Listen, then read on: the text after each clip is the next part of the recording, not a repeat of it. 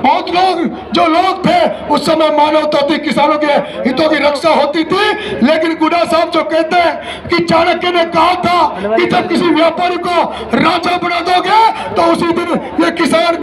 आम जनता भिखारी बन जाएगी। हमारे यहाँ पर व्यापारी राजा बनकर बैठे और जनता बेचारी भिखारी कर दी, जनता भिखारी हो गई। इसलिए ये बदलाव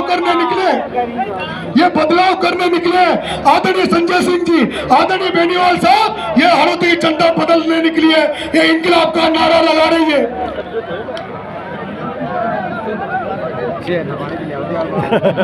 ये इंकलाब का नारा लगा रही है, उस इंकलाब का नारा जो भगत सिंह ने इस देश को आजाद कराने के लिए, उस 23 साल के बेटे भगत सिंह ने इस देश को आजाद कराने के लिए जैसे हंसते हंसते फांसी का फंदा अपने गले में चूम लिया था, इस तरह ये हाड़ौती के लोग अब इस हाड़ौती को आजाद कराने निकले हैं। हाड़ौती को आजाद कराकर छोड़ेंगे। ये तो जनता के चुनाव में तो केवल शुरुआत है मेरे भाइयों,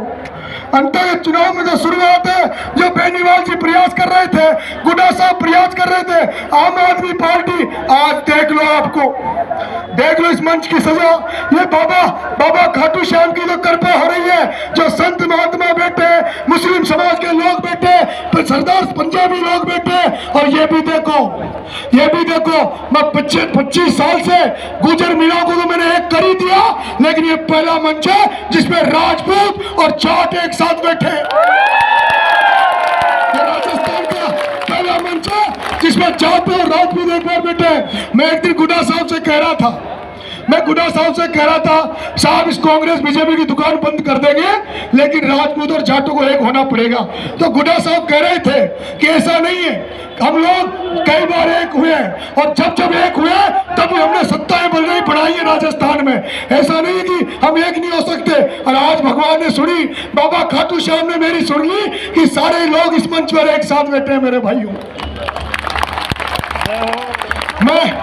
मैं ज्यादा भाषण अब नहीं दूंगा, बहुत लोग अभी हमारे वक्ता बोलेंगे, लेकिन मेरी अंता की माता पिता तुल्य जनता, मैं आपसे एक निवेदन कर रहा हूं कि अगर आपका बेटा विधायक बन गया, तो आपको कहना चाहता है, जिस दिन आचार संहिता खत्म हो जाएगी, 12 की धरती पर किसान आंदोलन करेंगे, जिसमें सभी समस्याओं को लेकर कलेक्टर में चढ़ाई करेंगे, और सबसे पहले तो मैं यहाँ के किसानों को फसल बीमा का पैसा दिलवाऊंगा, आपको फसल बीमा का पैसा दिलवाऊंगा। दूसरा जगत गुरु शंकराचार्य ने मेरे से शपथ पत्र लिया था, मैंने शपथ पत्र दिया था कि अगर नरेश मीणा विधायक बन गया तो राजस्थान में गौ माता को कानून बनवाकर राज्य माता का दर्जा दिलाने का काम नरेश मीणा करेगा,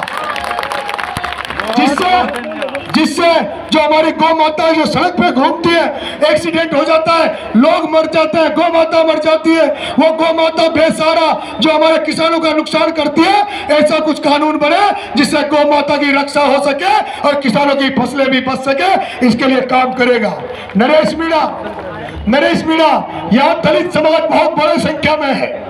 सबसे बड़ी संख्या में यहाँ 52,000 संख्या दलित समाज की है। लेकिन दलित समाज का मैं देख रहा हूं जो सबसे ज्यादा प्रमोद भाई कांग्रेस को वोट देता है, लेकिन मैंने देखा है किसी भी दलित समाज के गांव में एक भी बाबा साहब भीमराव अंबेडकर की मूर्ति नजर नहीं आई। अगर नरेश मीणा एमएलए बन गया तो बेरवा समाज, मेघवाल समाज की जो बड़ी बड़ी बस्तियां वो बाबा साहब भीमराव अंबेडकर की मूर्ति लगाऊंगा और शानदार स्मारक बनाने का काम करूंगा।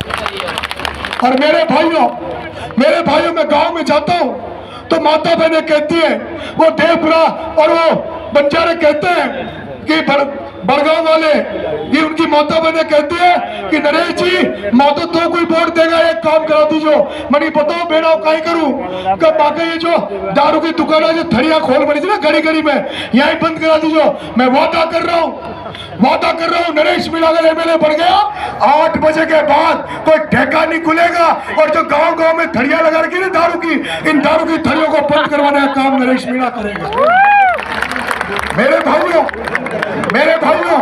अगर नरेश मीणा एमएलए बन गया,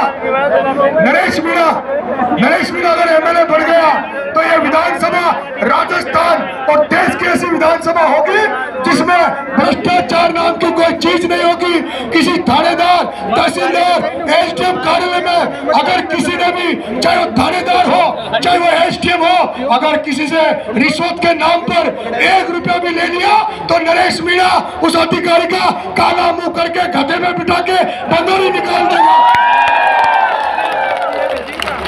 यहाँ पर एमएलए बनने के बाद इस विधानसभा में भ्रष्टाचार नाम की कोई चीज नहीं रहेगी और जो ईमानदार अधिकारी होंगे, जो ईमानदार कर्मचारी होंगे, उनका हम सम्मान बढ़ाएंगे, उनको माला पहनाएंगे, उनका आदर सत्कार करेंगे। मेरे भाइयों, ये मांग रोड जहाँ ये सभा कर रहे हैं हम लोग, यहाँ खादी का बहुत अच्छा काम होता है, लेकिन उस खादी को कोई मान्यता नहीं है। हम उस खादी के लिए यहाँ पर उस व्यवसाय के लिए यहाँ की बात करेंगे। ये जो जिस मंडी में हम बैठे, जिस मंडी में बैठे, मंडी बन गई, शानदार मंडी है, लेकिन उसके बावजूद भी ये मंडी बंद पड़ी है। इस मंडी में धान की मंडी खुलवाने का काम नरेश मीणा करेगा। और मेरे मांगरोड के व्यापारी भाइयों,